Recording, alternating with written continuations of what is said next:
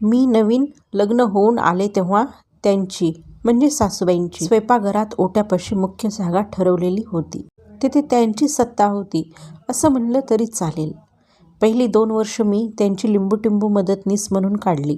कुठे कांदा चिरून दे, काकडी कोचून दे, कुकरच्या शिट्ट्यांकडे लक्ष ठेवून योग्य वेळी बंद कर, बटाटे सोल, डब्बे भर, असलीच सटरफटर कामं. त्यांच्या हाताखाली डोळे कान नाक उघडं ठेवून हळूहळू बरंच शिकले आणि मग नकळतच मुख्य स्वयंपाकी म्हणून माझं प्रमोशन आणि लिंबूटिंबू गडी म्हणून त्यांचं आनंदाने व स्वच्छेनं डिमोशन झालं. काही वर्षांनी त्यांनी किचन सहज दिसेल अशी हॉलमधल्या सोफ्यावरची जागा पकडली. त्यांचे जपजाप्य नामस्मरण चालू असताना एक कान डोळा स्वयंपाकघराकडे असायचा. कढी उतू जाईल ग, लक्ष आहे ना? बटाटे शिजले असतील, गॅस बंद कर. गाजर किसून देऊ का तुला? आमटीत मेथी घातलीस का? वास छान येतोय बघ. अशी त्यांची कधीतरी अधूनमधून टिप्पणी चालू असायची. काही जणींना हे असले शेरे त्रासदायक वाटू शकतात, पण मला नाही हं. कदाचित आमचं नातं तसं बऱ्यापैकी प्रेमाचं असल्यामुळं असेल हो. उलट त्यांचं बोलणं ऐकून हा पदार्थ करताना काही चुकणार नाही, कोणातरी मोठ्या माणसांचं लक्ष आहे आपल्यावर, आधार आहे, असंच सतत वाटत राहायचं. सध्या मात्र त्यांची आवडीची जागा देवघरात आहे. तिथून स्वयंपाकघरातलं काहीच दिसत नाही. त्यांच्या दृष्टीने आता त्यांचं किचनमधला कार्यभाग बऱ्यापैकी संपला आहे. सून करेल ते आणि ती उत्तमच करेल यात त्यांना शंका नाही, कारण ती त्यांची विद्यार्थिनीच आहे. सून करेल ते 2 घास वेळेवर खाऊन आपल्या आवडत्या गोष्टीमध्ये मन रमवायचं असा त्यांचा निश्चय आहे आणि तो त्या उत्तम पार पाडत आहेत. माझ्या सासूबाईंचा गृहस्थाश्रमातून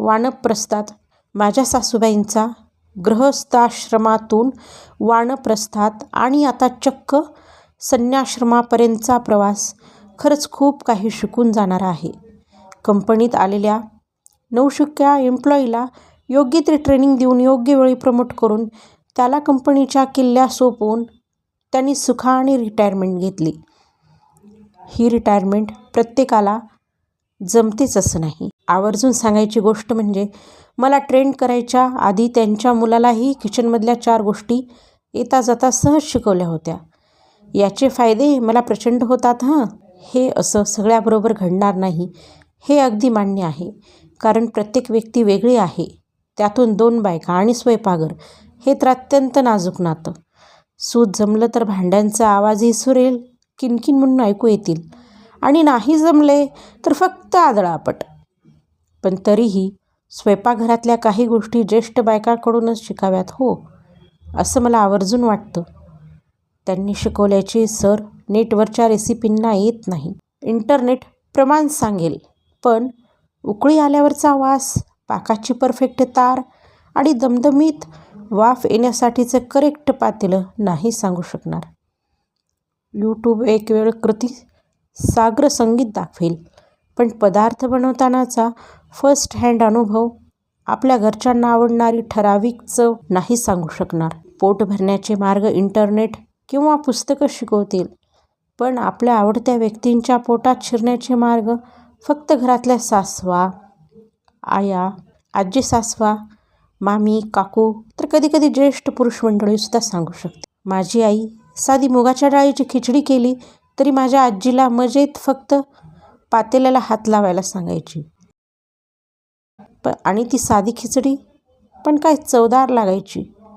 आज मला व माझ्यासारख्या इतर अनेक जणींना वारसा हक्काने स्वयंपाकघरातील ज्ञान दिलेल्या सर्व मातांना योग्य त्यावेळी आपली लुडबुड थांबवून ती रिटायरमेंट घेऊन संन्याश्रमात जायची बुद्धी देवाने प्रत्येकाला वेळीच देवो, हीच देवाचरणी प्रार्थना. नमस्कार.